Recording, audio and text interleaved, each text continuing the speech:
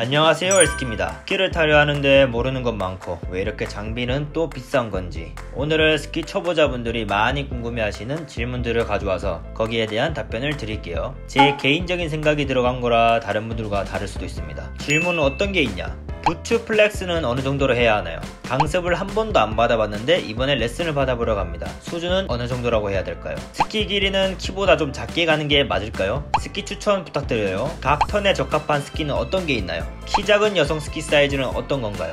부츠를 먼저 살까요? 스키를 먼저 살까요? 아이들 부츠는 크게 신어도 괜찮을까요? 폴 길이는 어떻게 하나요? 바인딩 딘 게이지는 어느 정도가 적당할까요? 이렇게 총 10가지 정도를 정리해왔어요. 여기에 대한 답변을 해드릴게요.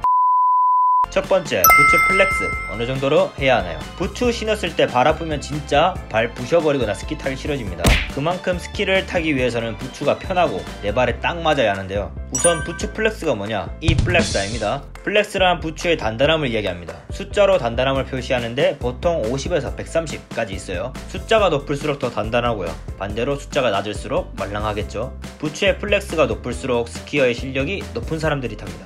근데 또 부츠의 종류는 다양합니다. 같은 숫자의 플렉스라도 모델마다 강도가 다르고 느낌도 다릅니다. 그래서 신어보고 구매하셔야 돼요. 만약에 처음에 신어봤는데 아주 미세하게 발가락 쪽이나 복숭아뼈 이런 부분이 걸리는 느낌이 나잖아요. 그땐 참을만 해도 스키장에선 죽습니다. 최대한 발이 편한 걸 찾으시고 오랫동안 신어보고 결정해주세요. 그래서 부츠 플렉스는 어느 정도가 적당할까요? 스키 브랜드나 모델 종류를 다 제외하고 플렉스 수치로만 따지자면 초보자는 50에서 80, 중급자는 80에서 100, 상급자는 100에서 130 정도, 최상급자는 130 쓰겠죠. 수준을 어떻게 나눴냐? 초보자는 스키를 처음 타는 사람 혹은 스키를 막 시작해서 A자에서 스탬턴까지 할 수 있는 정도, 중급자는 스탬턴에서 숏턴, 어설프게 흉내낼 수 있는 사람, 티칭 1에서 레벨 1 정도, 상급자는 숏턴에서 카빈턴까지 구사할 수 있는 사람, 레벨 2에서 티칭 2 정도, 최상급자는 레벨 3, 티칭 3 정도의 수준이라고 정할게요. 자, 이렇게 정해놨으니 본인이 어디에 속하는지 확인 후에 부츠 신어보면 되겠죠.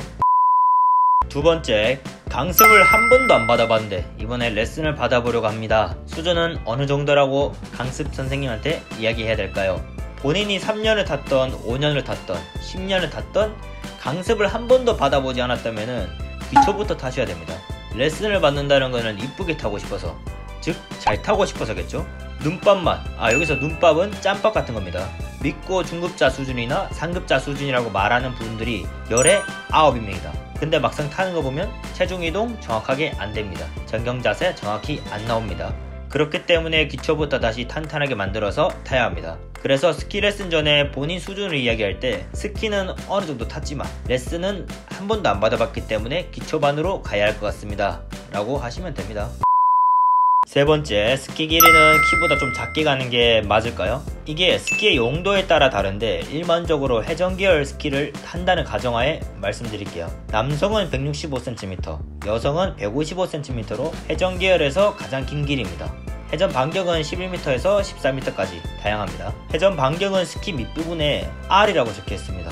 무게도 다 다르고요. 여성 성인을 예로 들어 키가 152cm라 해도 155를 쓰고요. 170인 이상인 분들도 155를 씁니다. 남성분들도 마찬가지입니다. 키 상관없이 165cm로 가면 됩니다. 아이들 같은 경우는 조금 달라지고요. 고등학생 이하 아이들은 자기 키보다 조금 짧은 스키를 신는 걸 추천할게요. 그리고 초보자거나 스키를 처음 구매한다 하시는 분들도 키보다 10cm 작게 사는 걸 추천드릴게요. 네 번째, 스키 추천 부탁드려요. 스키는 굉장히 많은 브랜드가 있어요. 살로몬, 아토믹, 로시놀, 벨클, 하트, 오가사카 등등 굉장히 많습니다. 그리고 그 브랜드마다 가지고 있는 스키의 특성이 있어요. 대부분 생각하는 아토믹은 굉장히 강한 반발력을 가지고 있다, 벨클은 조작이 쉽다, 이런 식으로요. 하지만 이것도 상대적이고 개인의 주관적인 의견이 많이 들어가 있는 거라 본인이 직접 타보고 느껴보셔야 합니다. 그 브랜드마다 가장 최상위 모델인 레이싱용 스키가 있고 그 밑에는 조금 조작이 쉬운 데모 버전, 또 그 아래도 있고 또 그 아래도 있습니다. 아마 스키를 추천을 원하시는 분들은 상급자 수준은 아닐 거예요. 그죠? 스키를 구매하실 때 월드컵 스키인 최상급 스키만 빼놓고 구경하세요. 높은 등급일수록 디자인이 이쁘긴 할 거예요. 하지만 딱딱하고 무겁고 턴이 힘듭니다. 꼭 월드컵 스키는 빼놓고 살펴보세요.